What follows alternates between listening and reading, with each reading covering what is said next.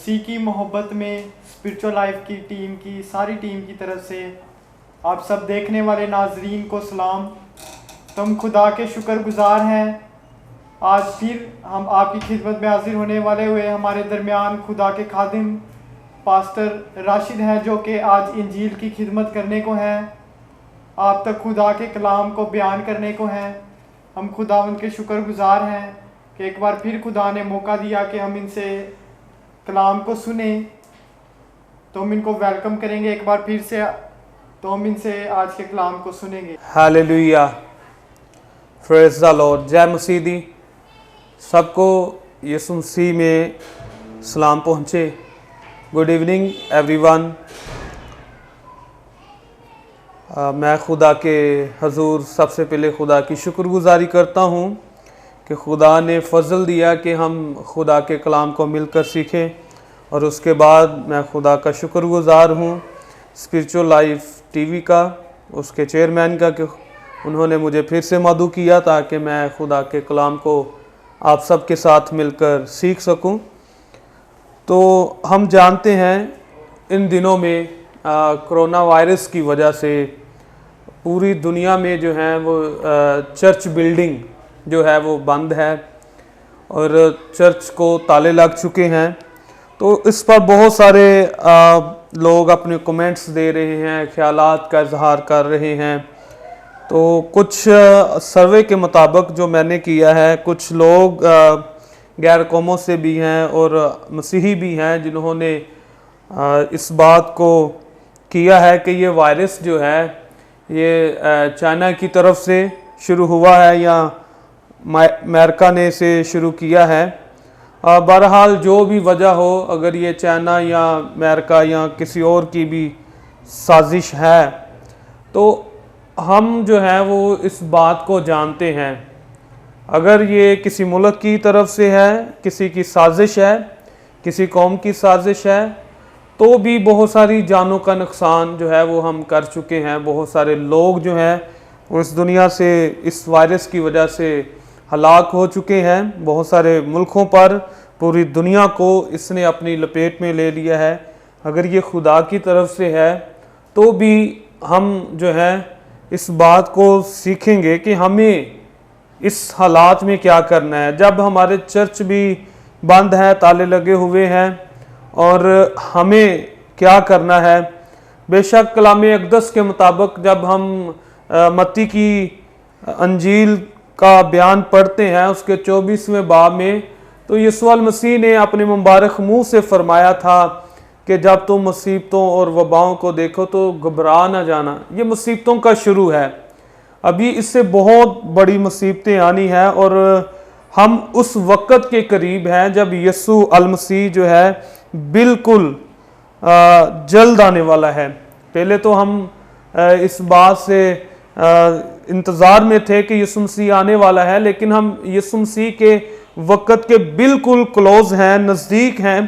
और ये जो सारी बातें हो रही हैं और मुल्क पर मुल्क, सल्तनत पर सल्तनत और वबाएँ जो आ रही हैं, ये सारी जो हैं हमें किताब मुक़द्दस में नज़र आता है। लेकिन ईमानदारों को इसमें करना क्या है? जब चर्च को ताले लग चुके हैं, जब हम मिलकर जो है वो इकट्ठे हो के 5 से ज़्यादा लोग जो हैं वो इबादत नहीं कर सकते, तो इस हालत में ईमानदार को करना क्या है? हम इस बात को देखने की कोशिश करेंगे। चाहे ये मुल्क की साजिश है किसी मुल्क की, चाहे यहाँ ये खुदा की तरफ से है, तो भी हमें इस बात पर, कलाम खुदा पर गौर करना है कि खुदा का कलाम हमें क्या कहता है। हम देखते हैं आजकल ब्राज़ील में लोग सड़कों पर आकर दुआएं कर रहे हैं, घुटने टेक कर वो खुदा की हजूरी में, सड़कों पर ही वो खुदा की हजूरी में झुके हुए हैं। तो मैं आपको ये बताना चाहता हूँ, बेशक बहुत सारे लोगों ने इतराज़ात किए हैं। हमारी जो हमसाई कौम है उन्होंने हमसे बहुत इतराज़ात किए हैं। देखें, इनके चर्च को ताले लग गए हैं और चर्च बंद हो गए हैं। लेकिन मैं आपको ये बात बताना चाहता हूँ कि चर्च कभी बंद नहीं हो सकता, क्योंकि हमारा जो चर्च का कॉन्सेप्ट है वो ये है कि हमें खुदा ने यीशु मसीह ने कहा कि तुम मेरा मकदीस हो, यानी कि खुदा हमारे दिल में रहता है। खुदा का घर ये हमारा बदन है, हमारा दिल है, ये खुदा का घर है। अगर चर्च को ताले लगे हैं तो हम चर्च के ताल्लुक से क्या सीखते हैं? चर्च में क्या होते हैं? चर्च में बरकत होती है, खुशहाली होती है और रूहानी तरक्की होती है, और वहां पर खुदा की हजूरी का जो है वो मसा जो है वो हमें मिलता रहता है। तो इसी तरह जब हमारा दिल जो खुदा का घर है तो हम भी तरोताजा रहते हैं। उसी तरह जैसे हमें चर्च में जाके ताजगी हासिल होती है, जब हम खुदा में मगन रहते हैं तो हमारा जो है ये दिल जो है ये खुदा के लिए जो धड़कता है, खुदा का तालिब होकर खुदा के दीदार का। तो चर्च को कभी ताले नहीं लग सकते, क्योंकि हमारा ये कॉन्सेप्ट नहीं है कि चर्च बिल्डिंग जो है जब यीशु मसीह आएगा तो चर्च बिल्डिंग जो उड़कर जो है वो रैप्चर होगी, बल्कि हम जो मसीह पर ईमान रखते हैं, कलीसिया जो है, जो मसीह के मानने वाले हैं, जो ईमानदार लोग हैं, उनका रैप्चर होगा। जब मसीह खुदावंद आएंगे तो वो कलीसिया, खुदा के लोग जो हैं वो उठकर अपने दुल्हा का इस्तकबाल करेंगे। तो चर्च को कभी ताला नहीं लग सकता, क्योंकि चर्च जो है वो हम हैं। हम चलते फिरते मसीह की खुशखबरी के पैगाम को आम करते हैं, हम चलते फिरते चर्च हैं, और दुनिया में कभी भी चर्च को ताला नहीं लग सकता, क्योंकि मसीह खुदावंद ने कहा तुम मेरा मकदीस हो। तो हमें ईमानदारों को इस हालत में करना क्या है, हम सीखने की कोशिश करेंगे। आए मेरे साथ निकालिए दूसरी तवारीख की किताब, उसका 7वां बाब और उसकी 13वीं और 14वीं आयत मुबारका हम खुदावंद के कलाम में से तिलावत करेंगे। दूसरी तवारीख की किताब, उसका 7वां बाब और उसकी 13वीं और 14वीं आयत मुबारका हम खुदावंद के कलाम में से तिलावत करेंगे।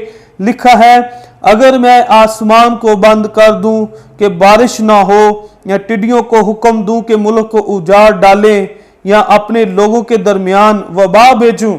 तो यहाँ 13वीं आयत में हमने पढ़ा है कि खुदा जो है अगर हमारे दरमियान वबा को भेजता है, तो अगर ये खुदा की तरफ से है या मुल्कों की तरफ से है, हमें इस हाल में खुदा क्या सिखाता है? खुदा हमें यह सिखाता है, 14वीं आयत में लिखा है, तब अगर मेरे लोग जो मेरे नाम से कहलाते हैं। अब यहां खुदा हमें सिखाता है तब अगर मेरे लोग, यानी कि अगर वबाएं आए, टिड्डियां आए, मुश्किलात आए, जिंदगी में कितना भी बड़ा तूफान क्यों ना आए, तो हमें खुदा का कलाम यहां क्या सिखा रहा है? तब अगर मेरे लोग जो मेरे नाम से कहलाते हैं खाक सर बनकर दुआ करें। ये बहुत जरूरी है, वेरी इंपॉर्टेंट फॉर अस। जो खुदा के नाम से कहलाते हैं खाक सर बनकर दुआ करें, यानी कि अपने आप को भूल जाना खाक सारी की हालत में, यानी कि अपने आप को खाक के बराबर कर लेना। खाक का मतलब है कि जो हमारे पैरों के तले जो मट्टी होती है उसे हम खाक कहते हैं, और हम जानते हैं कि मट्टी की वैल्यू क्या है, खाक की वैल्यू क्या है। और यहां खुदा का कलाम हमें क्या कहता है कि अगर तुम्हारे दरमियान वो बाएं आए, मुश्किलात आए, तो क्या करना है? जो मेरे नाम से लोग कहलाते हैं, अब जो मसीह खुदावंद के नाम से कहलाने वाले लोग हैं, उनके लिए यह फर्ज है, उनके लिए इस हालत में जब कोरोना वायरस पूरी दुनिया में फैल चुका है, इसने अपनी लपेट में हर मुल्क को, हर जान को ले लिया है, तो खुदा हमसे कलाम करता है। खुदा हमसे क्या कलाम करता है? तब अगर मेरे लोग, यानी कि ईमानदार जो मसीह पर ईमान रखते हैं और मसीह को कबूल किए हुए हैं, उनको करना क्या है? तब अगर मेरे लोग जो मेरे नाम से कहलाते हैं खाक सर बनकर दुआ करेंगे। दुआ में ठहरना है और शिफायत करनी है। और यशायाह की किताब में लिखा है, रखनों में खड़े हो जाओ और अबलीस को देखो कि वो किस बेस में आता है। हमें रखनों में खड़े होने की जरूरत है ताकि अबलीस को हर बेस में उसे जान सके। ये ईमानदारों के लिए एक अलर्ट पैगाम है कि इस हालत में जब हमारे चर्च बंद हो चुके हैं, जब हम मिलकर जो है वो दुआ नहीं कर सकते, तो ईमानदारों को खाकसारी की हालत में, इंकसारी की हालत में, आजिज़ी की हालत में अपने आप को खुदा के हजूर खाली करके, खुदा के ताबे करके गिराजारी करनी है, ताकि खुदा क्या करे, तब अगर मेरे लोग जो मेरे नाम से कहलाते हैं खाकसार बनकर दुआ करें और मेरे दीदार के तालिब हों और अपनी बुरी राहों से फिरे। तो ये बहुत जरूरी बात है, वेरी इंपॉर्टेंट, अपनी बुरी राहों से फिरे। यानी कि अगर ईमानदार गुनाह करते हैं तो ईमानदार कलीसिया के लिए भी ये अलर्ट है, अलार्म बज चुका है कि हर एक कौम को, कबीले को जिन्होंने गुनाह किए हैं उन्हों को फिर से खुदा की तरफ आना है। कलीसिया को खुदा की तरफ और ज्यादा वफादारी के साथ, मोहब्बत के साथ खुदा की हजूरी में बढ़ना है, ताकि लिखा है और अपनी बुरी राहों से फिरे।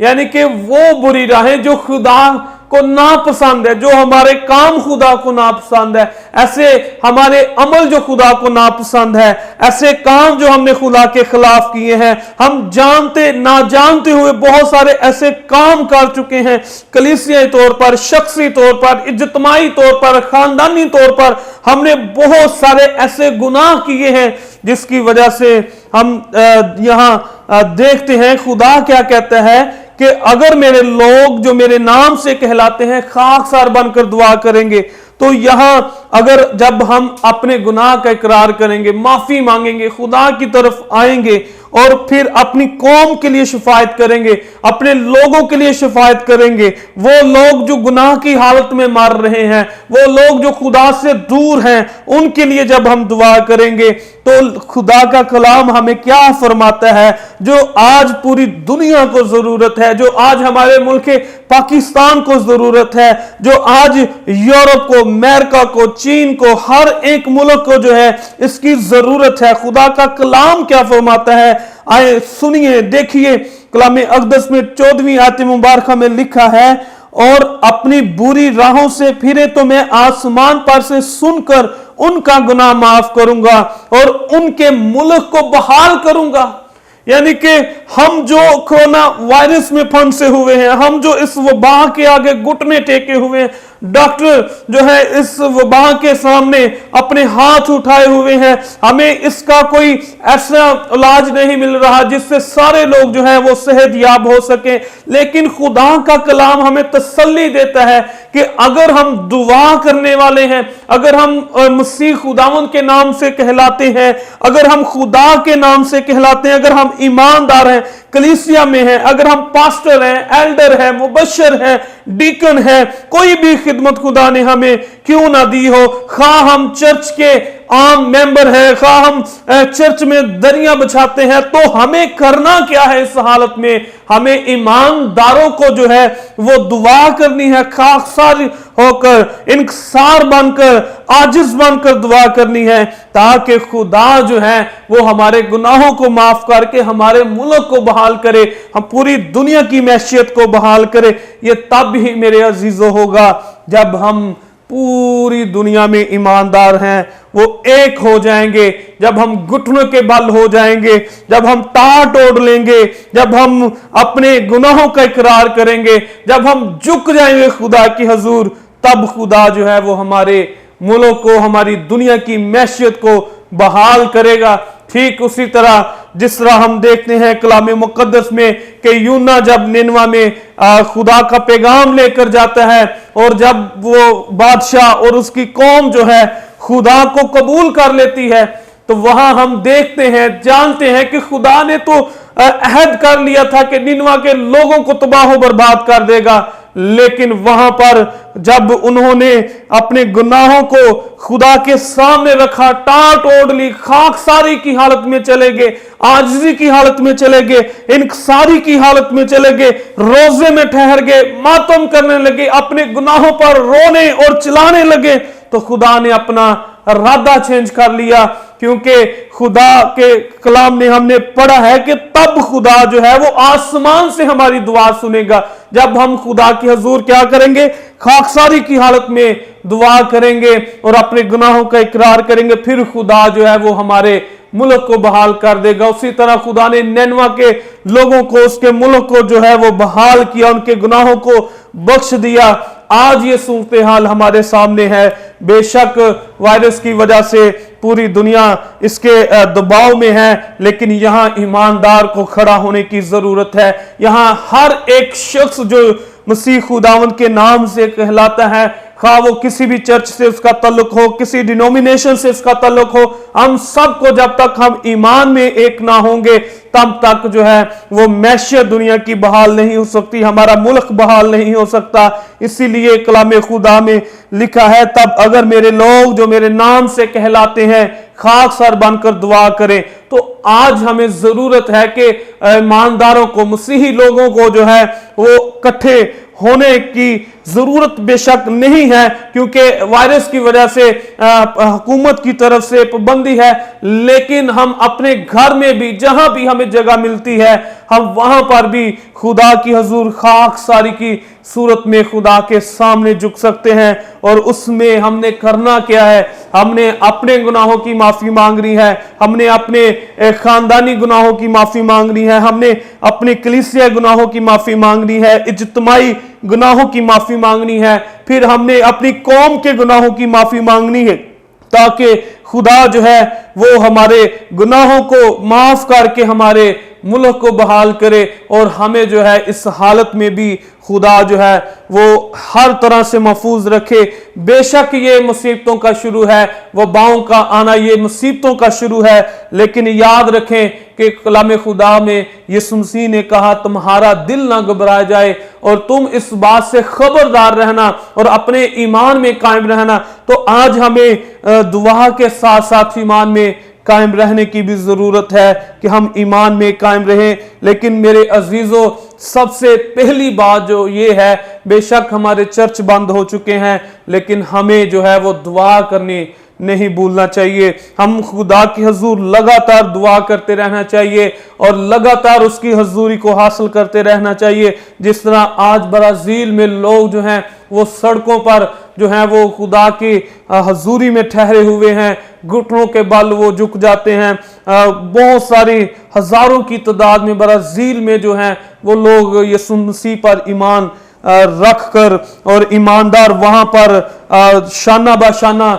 ईमान में खड़े होकर जो है वो खुदा की हजूरी में खड़े हैं। इसी तरह आज मुल्क पाकिस्तान में भी मसीही लोगों को जरूरत है कि वो दुआ में एक हो जाएं, और जब हम दुआ में एक होंगे, मेरा ईमान ये है कि खुदा जो है वो ना सिर्फ हमारे मुल्क को बल्कि पूरी दुनिया की मैशियत को और पूरी दुनिया के सारे कंट्रोल को बहाल कर देगा और इस वायरस से हम सबको नजा देगा। तो आज हमारे लिए हासिल कलाम ये है कि हमें जो है ईमानदारों को जो है वो दुआ करने की जरूरत है। हमें ईमानदारों को जो है वो दूसरों की ये शिफायत करने की जरूरत है। ऐसा नहीं है कि अगर सिर्फ हम खा रहे हैं तो हम उन लोगों को भूल जाएं जिनके पास खाने पीने की एशिया नहीं है। हमें उन लोगों को भी खुदा की हजूरी में याद करके उनके लिए गिराजारी करने की जरूरत है, उनकी ये दुआ करने की जरूरत है, ताकि हमारे मुल्क पाकिस्तान और पूरी दुनिया की मैशियत जो है वो फिर से बहाल हो सके। इसमें ईमानदारों का बहुत अहम रोल है। आज मेरा आप सबको यही पैगाम है कि आए और हमारे मुल्क पाकिस्तान के लिए, पूरी दुनिया के लिए हम जो है वो इसके लिए दुआ करें कि खुदा जो है वो हमारे मुल्क को बहाल करे, पूरी दुनिया को बहाल करे। जैसा कि हमने किताब मुकद्दस में पढ़ा है कि खुदा जो है वो अपने लोगों की दुआ सुनकर उनके गुनाहों को माफ करके और फिर उनके मुल्क को बहाल करेगा। तो आज मेरा आप सबसे यही पैगाम है कि ईमानदार जो हैं, कलीसिया जो है, खुदा के खादमीन जो हैं, वो इस बात पर खड़े हों कि हम मिलकर जो है अपने घरों में ही सही, जहां भी हमें जगह मिलती है वहां हम गिराजारी करें खाकसारी की हालत में, ताकि खुदा जो है वो हमें बहाल कर सके। आए अपनी आंखें बंद करें, हम दुआ करेंगे थोड़ी देर के लिए मुल्क पाकिस्तान के लिए, पूरी दुनिया की मैशियत के लिए।